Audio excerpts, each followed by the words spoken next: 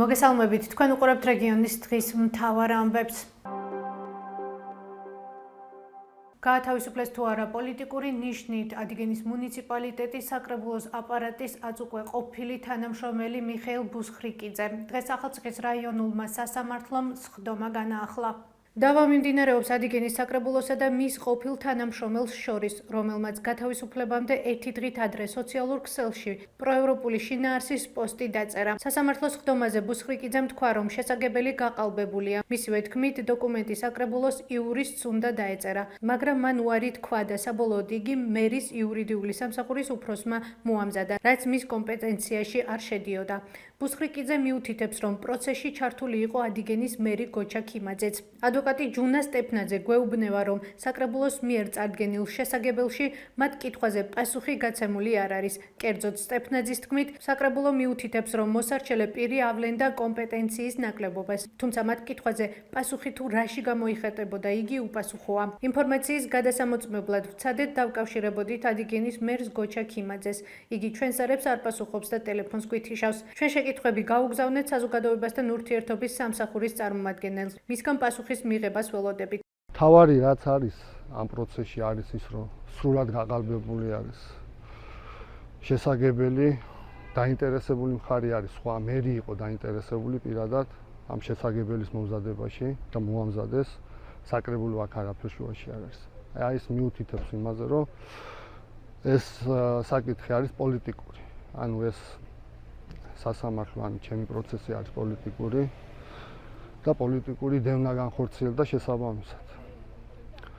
ასევე მინდა ყველა დავარწმუნო იმაში, რომ დადგება დრო სამართლიანობა იზეიმებს და ყველა აგებს პასუხს ჩადენილ ამ დანაშაულზე, რომელიც მათ განახორციელეს.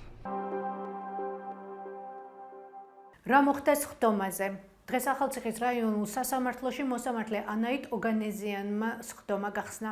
და კითხვა-პასუხის რეჟიმი დაიწყო, თუმცა წინა სხდომების მსგავსად, როგორც აღმოჩნდა, მოპასუხე მხარე სასამართლოს სხდომაზე მომზადებული არ მოვიდა და მოსარჩელე მხარის ადვოკატის ჯუნა სტეფნაძის კითხვებს ვერ უპასუხა. სხდომა დაახლოებით 3 თვით 2026 წლის 25 თებერვლამდე გადაიდო. მოპასუხის წარმომადგენელმა ტერიტორია ისე დატოვა, რომ ჩვენს კითხვებს არ უპასუხა. ჩვენს არებს არ პასუხობს არც ადიგენის საკრებულოს თავმჯდომარე შმაგი ძიძიშვილი. უკვე რამდენიმე სხდომა არის ეს მომზადებელი მოდის მხარე. მომზადებელი ნამდვილად არ მოვსულართ, უბრალოდ გადაიდო იმისთვის, რომ მოკეთ მოვემზადოთ. ხო, თუმცა სხდომაზე თქვით, რომ თქვენ გეგონათ, რომ ვერ გაგცემთ. თქვენ გეგონათ, რომ იყო მოსამზადებელი სხდომა.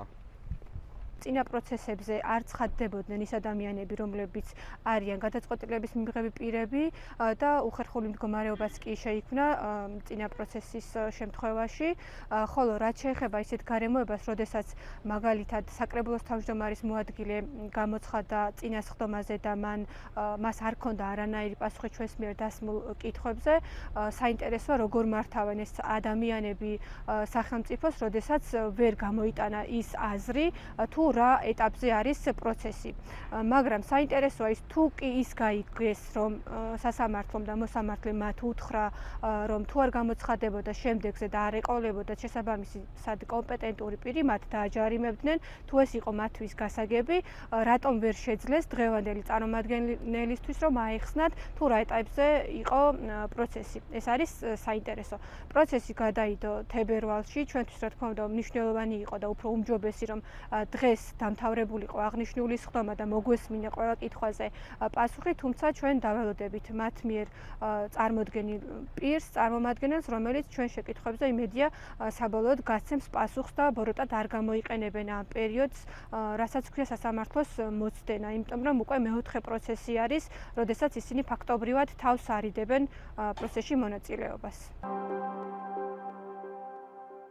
სხდომიდან გამოსულმა მიხეილ ბუსხრიკიძემ ჩვენთან კომენტარში სახელმწიფო უსაფრთხოების სამსახურს მოუწოდა დაინტერესებულიყო ადიგენის მერიის შესაძლო კორუფციულ შემთხვევებზე.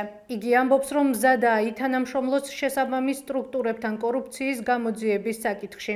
კონკრეტულად რა საქმეს გულისხმობს და რომელ ფაქტს? ჩვენ მას რამოდენიმეჯერ ვთხოვეთ დაკონკრეტება, თუმცა არ გვიპასუხა. ჩვენ საპასუხო კომენტარისთვის ადიგენის მერიასთან დაკავშირება ვცადეთ, მაგრამ მერმა გოჩა ქიმაძემ არ გვიპასუხა. მინდა მოუწოდო სუსის ხელმძღვანელს ბატონ მამუკა მდინარაძეს დაიწყოს გამოძიება ადიგენის მუნიციპალიტეტის მერიაში კორუფციის შესახებ. ძალიან დიდი მასალა არსებობს, სრულად დარღვეული არის მთელი სამართლებრივი ანუ გულისხმობ კორუფციის შესახებ კანონს. ეს ნორმა სრულად დარღვეული არის და თხოვთ გამოიძიოთ კორუფცია, რომელზეც არის ეჭვები და არის მტკიცებულებები. ფაქტები არის, ძალიან ბევრი ფაქტი არის, თუ დაჭირდებათ, ანუ შემიძლია ვითანამშრომლოთ. ეს იყო ჩვენს ხელთარსებული დღევანდელი ბოლო ინფორმაცია. მეტი და დეტალური ინფორმაციისთვის ეწვიეთ ჩვენ ვებ და Facebook გვერდს. გმადლობთ რომ გვიყურებთ. ხვალამდე.